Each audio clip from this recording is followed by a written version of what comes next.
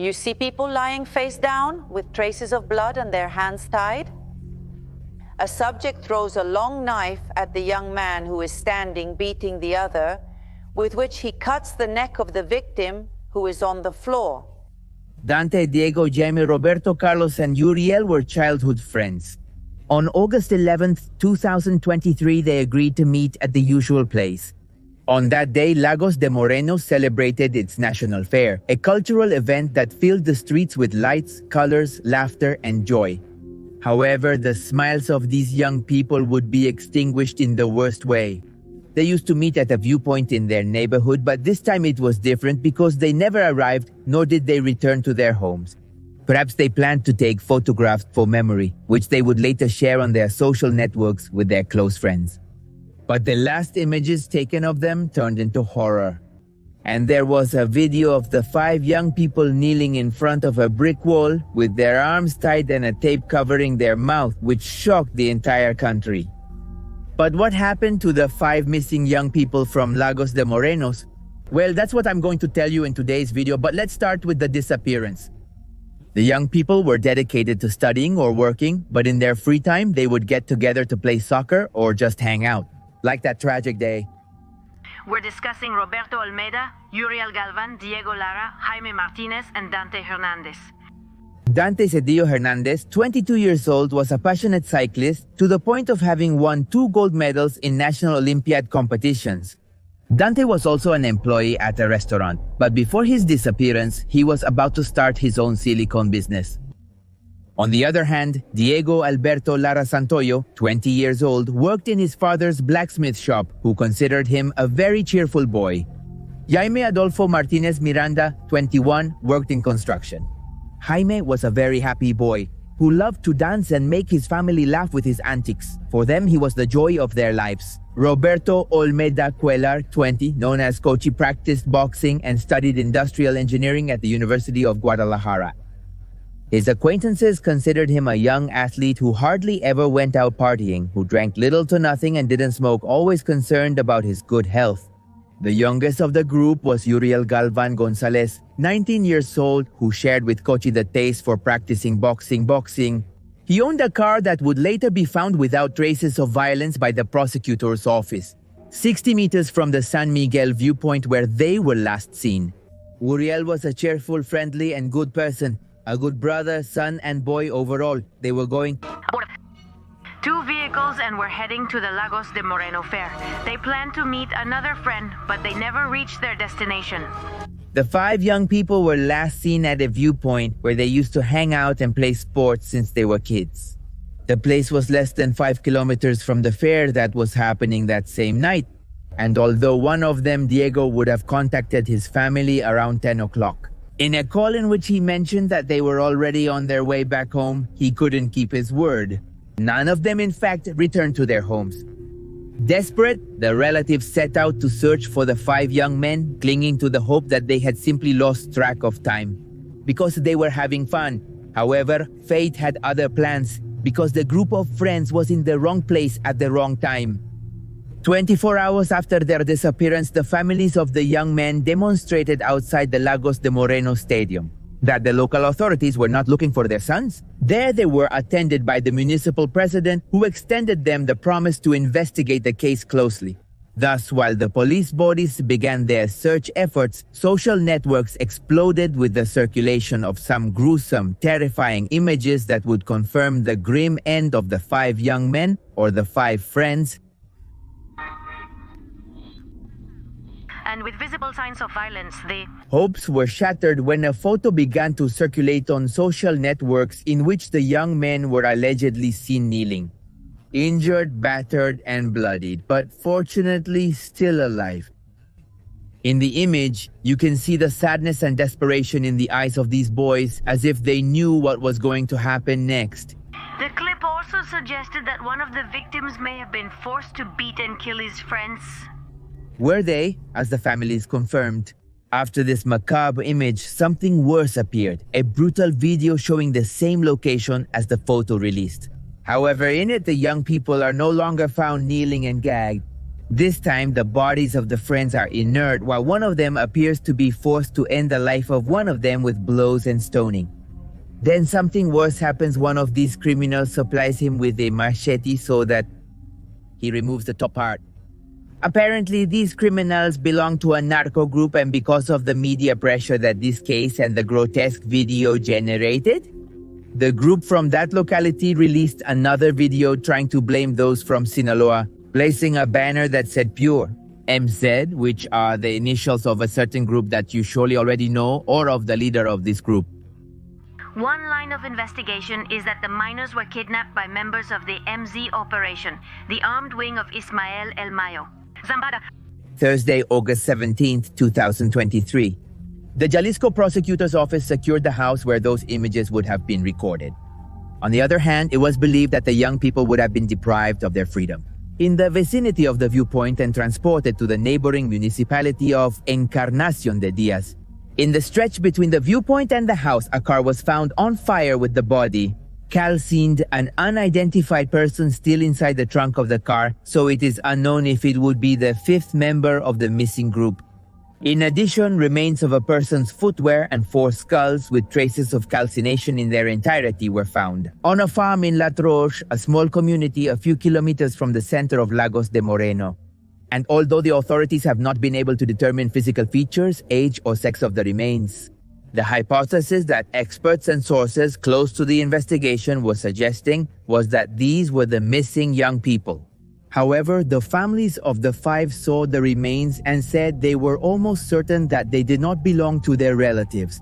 In fact, one of the bodies had plates from some injury, which ruled out that it was one of the young people. On the other hand, the father of another one of the young people pointed out that the remains found could belong to his son and his companions. But he indicated that he prefers to wait for the report from the authorities, which so far it is not known whether or not those are the bodies. On Sunday, August 13th, the Jalisco prosecutor's office began their search and located one of the vehicles. Until the beginning of September of the year 2023, the authorities of Jalisco had deployed operations in the crime area and reported the capture of 84 people for crimes such as disappearance of persons. But they were unable to find sufficient evidence to link them to the case of the 5 young people. On August 14th, the second vehicle of the young people was located, calcified with human remains inside. 2 months later, on October 4th, 2023, the State Prosecutor's Office of Jalisco charged Rogelio 1000 with the disappearance and alleged murder of the 5 young people.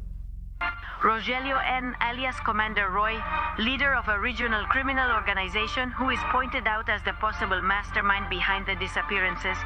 The crimes weighing on the arrested range from disappearance committed by individuals and crimes linked to the disappearance of people. Another individual, identified as Celestino N., was also arrested for the disappearance of 2 unidentified deceased persons located on a property used as a brickyard. Just like the discovery of the contaminated remains, it is unknown whether these people are related or not to the disappearance of the 5 young people. And 4 months after the disappearance, investigators found the boys' supposed cell phones in a house that had been secured by the prosecutor's office. It is believed that the cell phones were placed after the authorities secured the property because they were not there when the place was searched.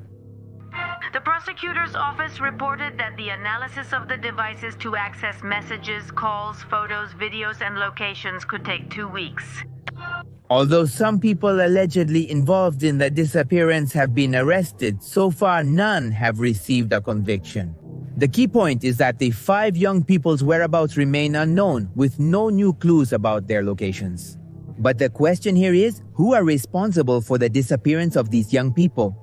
Well, the Jalisco prosecutor's office has several hypotheses about what happened to the 5 young people who disappeared in Lagos de Moreno. It is believed that this unfortunate deprivation of freedom and possible murder of the young people is directly linked to the drug war. In Mexico, there is a civil war between the Sinaloa cartel and the Jalisco cartel, precisely in the area where they were last seen. At least 2 of the 5 young people from Lagos de Moreno had contacted a person they knew who had a contact in a call center in search of temporary work as private security. The city of Lagos de Moreno is controlled by the Jalisco group. It is in a position, let's say, strategic, where they have established a base of operations to prevent people from freely moving to other states.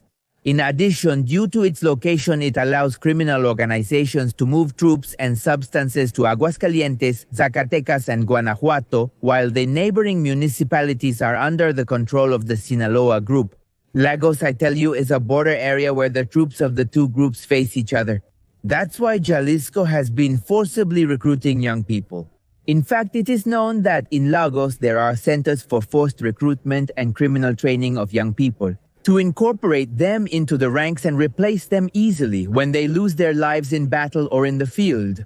Apparently, the young people then from Lagos de Moreno were contacted by the cartel through a fake job offer, which promised employment in a call center or as private security. The proposal was so attractive that none of them rejected it.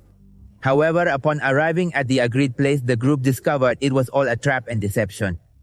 Some of these posts referred to job offers for the criminal organization and offered a position as security guards with a payment of 4,000 to 12,000 pesos weekly. There are various ways to attract these young people in search of a better life. Fake ads are posted in newspapers or on social networks, offering young people labor jobs such as masonry, carpentry, and even working in the fields. Those who fell into the trap were then summoned at bus terminals, from where they were transferred to training centers.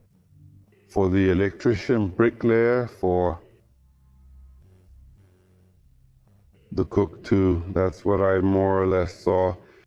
In forced recruitments, they force young people to, take life, dismember bodies, even consume these same bodies. We know this is true because the recruits of this criminal group who have managed to escape from the training centers have testified about these gruesome practices. All that meat was cooked there by people to feed us. Is that what you ate? Yes. That although initially there is an economic offer, that is, the cartels offered competitive salaries to join their forces, currently they are recruiting young people to join in a forced manner. The first data on forced recruitment appeared over there, it's been over 10 years now, from around 2015. That is the moment when the Jalisco group decided to expand the borders of their narco empire. At that moment, their battle for expansion to different states of the country began. And that's why they needed more young people to join their cells to establish squares in other regions of the country.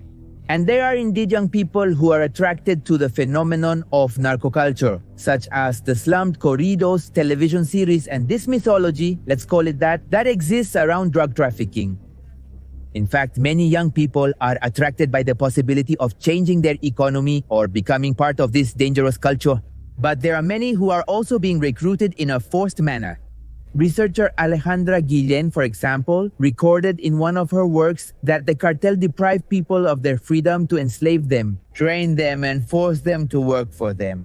In a kind of concentration or recruitment camps, they massively put them in houses in the worst living conditions, literally starving, in a critical state where they are going to have solidarity with their peers. This is designed then so that the recruits are in survival mode, so they fight for a piece of bread or for mere life. This way they manage to earn the trust of their superiors and survive just one more day. They subject them to terrifying tests, such as making them fight each other and thus breaking their souls, corrupting them, and finally turning them into beings thirsty for violence, for suffering, and at their disposal.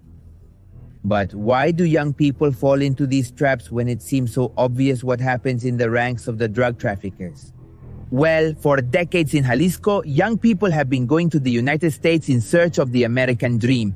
In fact, Jalisco, Guanajuato, Michoacán, Zacatecas, Puebla are states that highly expel migrants. Young people don't have jobs or opportunities, so they only have three paths. One is to emigrate, as I said, to the United States, or to engage in informal trade. And the third, is to join the drug network, which seems to be the easiest and quickest way out, but also the most dangerous, obviously. The authorities, on the other hand, have made efforts to contain the wave of mafia violence, but the organizations continue to expand. And now the question is, why does this happen? Well, the economic income that a certain illegal substance generates for these groups has allowed them to rise above the Mexican state.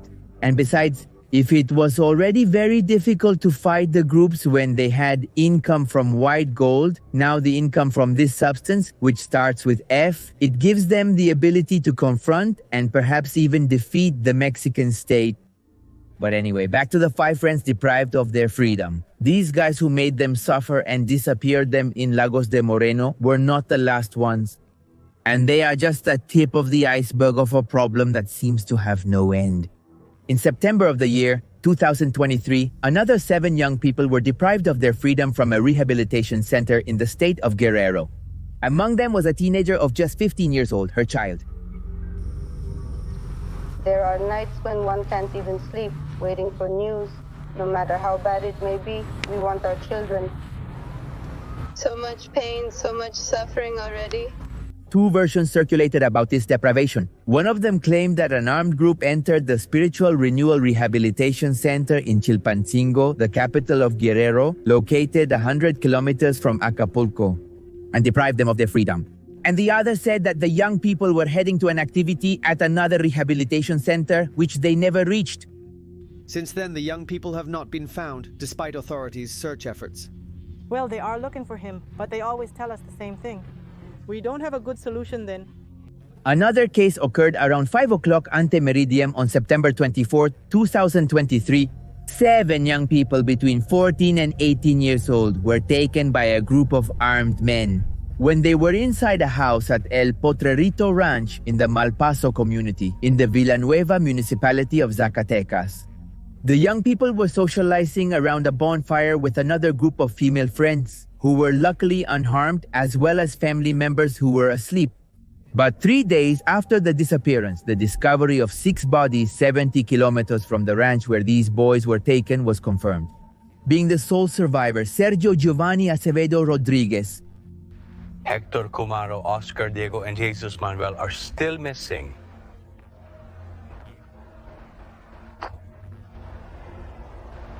Jorge is still missing so far. Celia Espinosa is an independent journalist and has become a sort of megaphone for families who have a missing person. She is the first person they quickly turn to when a son or a brother does not return.